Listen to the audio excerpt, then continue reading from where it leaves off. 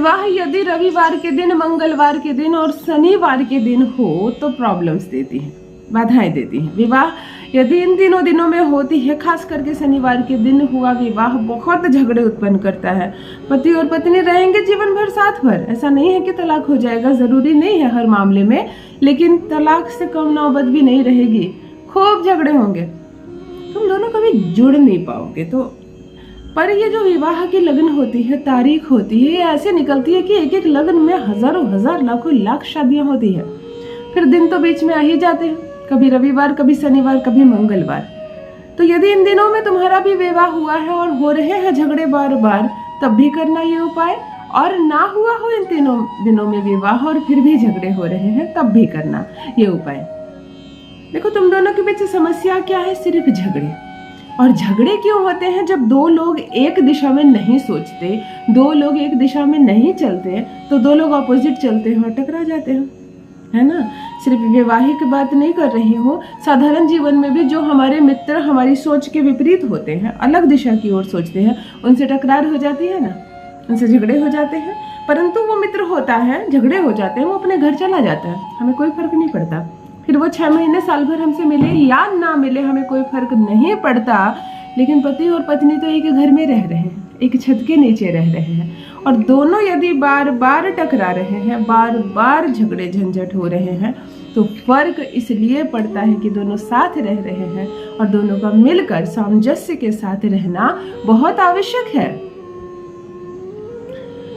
सुबह से सोकर उठती हो, पति और उसके घर वाले यानी ससुराल वाले तुम्हारे चलने फिरने से लेकर, तुम्हारे स्नान आदि करने पर से लेकर, तुम्हारे पूजा पाठ में कमियां निकालना, तुम्हारा नाश्ता बनाने में कमी निकालना, तुम कुछ भी कुक कर रही हो उसमें कमी निकालना, तुम कुछ तेज बोल रही हो तो तेज क्यों बोलती हो, धीरे कहती हो तो इतना धीरे तुम बोलती हो, तुम्हारी बातें समझ में नहीं आती, बिना मतलब हंसना बंद करो, इतना उदास क्यों हो, मतलब तुम्हें बैठना उठना तक मुश्किल है इस घर में, तुम खुलकर सांस नहीं ले सकती हो, इस कदर लोग तुम्हारे पीछे पड़े हैं। उदास बैठी हो तो उदास क्यों बैठी हो, कुछ बोलती क्यों नहीं, बहुत ज़्यादा हंसती मुस्कुराती हो, बहुत बातें करती हो तो भी उंगली उठती है, बहुत ज़्यादा हंसी मजाक मत किया करो, शांत रहा करो, तुम बहू हो।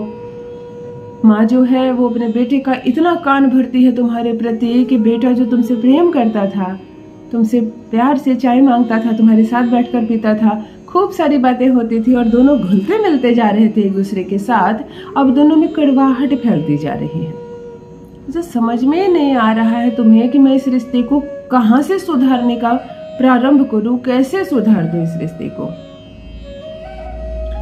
हालात जब बद से बदतर हो जाए, माँ के कहने पर या किसी और के कहने पर तुम्हारा पति तुम्हें मायके पहुंचा दे, बड़ा लंबा समय हो गया है, 4 वर्ष बीत गए, 6 वर्ष बीत गए, तुम्हारे बच्चे के साथ तुम लगातार मायके में रहती हो, तुम्हारा पति नहीं आता तुमसे मिलने, पैसे नहीं देता है, खर्चा नहीं देता है, वो तुम्हारे पिता पर ही तुम दोनों को बोझ बना कर रखा है।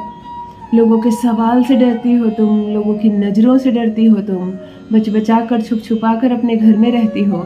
किसी विवाह किसी कार्य प्रयोजन में तुम नहीं जाती कि लोग तुमसे सवाल ना पूछे कि तुम ससुराल क्यों नहीं जाती, तुम दोनों एक क्यों नहीं हो रही हो, क्या बात है, तुम्हारा पति तुम्हें छोड़ तो नहीं गया। तुम्हें ऐसा जब लगने लगे कि हम दोनों एक नहीं हो पा रहे हैं, हमारी सोच अलग है, विचार अलग है, या इन 3 दिनों में तुम्हारा भी विवाह हुआ है और इस कारण से भी ग्रह थोड़े से बिगड़ गए हैं और झगड़े बहुत ज़्यादा हो रहे हो, तब आज का बताया दिव्य प्रयोग आपके लिए। हाँ, मैं कहती हूँ अपनी उंगलियों पर एक अंग लिख लेना, जो मैं कहूँ वो कार्य कर लेना, बैठे बिठाए 1 रुपए का खर्च नहीं करवाऊंगी, पति और पत्नी कब 2 में से 1 हो जाएंगे पता ही नहीं चलेगा, कब सामंजस्य बैठ जाएगा, कब तुम दोनों का प्यार का बंधन इतना मजबूत हो जाएगा, फिर दुनिया तुम लोगों पर उंगली उठाए, तुम्हारे रिश्ते को तोड़ने का प्रयास करे, कोई फर्क नहीं पड़ता, कोई बुरी बात होगी ही नहीं तुम दोनों के बीच, फिर न सास तोड़वा सकती है दोनों के प्यार को और ना ही तुम्हारे साथ कोई बुरा कर सकता है। जान लीजिए प्रथम मैं कौन हूँ। नमस्कार दोस्तों, मैं हूँ खुशबू सिंह, बहुत स्वागत, बहुत अभिनंदन करती हूँ आप सबका अपने YouTube चैनल ज्योतिष ज्ञान में। कैसे हैं आप और घर में सब कैसे हैं?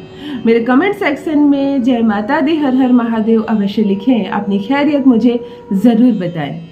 पढ़ती हूँ हाथ की रेखाएं, पढ़ती हूँ जन्म कुंडली, और आप कुछ ना कहें तो आपका चेहरा भी पढ़ लेती हूँ। करम है, कृपा है ऊपर वाले की, प्रेम है आप सबका। जुड़िए ज्योतिष ज्ञान चैनल से। जो भी नए भाई बहन चैनल पर पहली बार आए हो, मेरे वीडियो को पहली बार देख रहे हो, मुझसे प्रथम बार मिल रहे हो, चैनल को सब्सक्राइब करें, इस परिवार का हिस्सा बनिए। तलाक नहीं होने दूंगी, घर नहीं टूटने दूंगी, एक भी रिश्ता नहीं टूटने दूंगी। चाहे पेपर बना लिया हो, वो खुद तलाक का खुद फाड़ कर फेंकेगा, तुम्हें तुम्हारे मायके से लेने आएगा, सम्मान पूर्वक तुम्हें ससुराल लेकर जाएगा। आज मैं कहती हूँ एक अंक अपने हाथ पर लिख लेना। आज जो उपाय बता रही हूँ, कब दोनों दो से एक हो जाओगी पता ही नहीं चलेगा। ज्योतिष ज्ञान प्लेटफॉर्म से कोई भी नंबर जारी नहीं किया जाता। मैं अपने किसी भी व्यूअर से, भाई बहन से 1 रुपया भी वशीकरण या किसी उपाय के नाम पर नहीं लेती हूँ। मेरी तस्वीर दिखाकर, मेरे वीडियोस दिखाकर किसी भी प्लेटफॉर्म से आपसे 1 रुपये की भी धनराशि मांगी जाए, उसे तुरंत ब्लॉक करें। मेरे तरफ से कोई भी नंबर जारी नहीं किया जाता है। मूर्ख ना बने, फ्रॉड से बचे। रविवार की रात्रि को शहद ले लेना थोड़ा सा, लाल रंग की कलम ले लेना थोड़ा सा। रात्रि में जब सारे काम से निपट जाओ, पानी तक पीने वाला अपने पास रख लेना, ताकि उठकर फिर ना जाना पड़े तुम्हें। सारे काम निपटाकर, सबको सुलाकर, रात को जब मन शांत हो, वातावरण शांत हो, अपने बिस्तर पर हाथ मुंह धोकर बैठ जाना।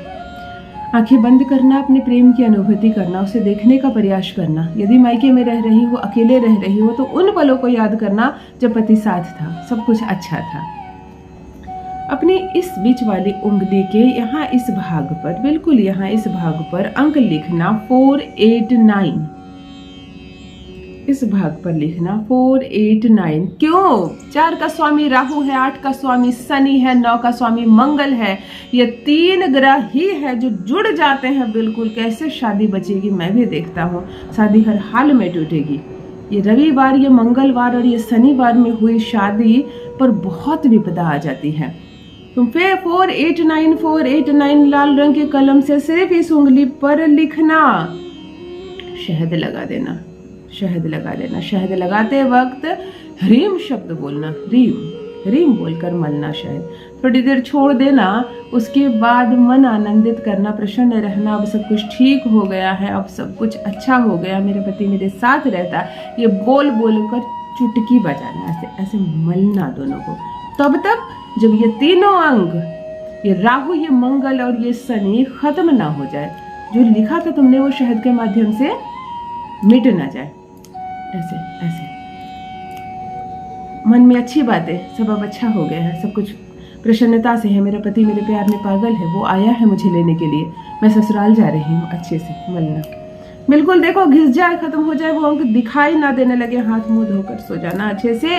एक बार किया गया यह प्रयोग तुम्हारी विपत्ति में पड़ी शादी को भी सुधार देगा। सब कुछ ठीक होगा, सब कुछ अच्छा होगा। तुम्हारा पति पूर्ण रूप से रहेगा तुम्हारे वश में।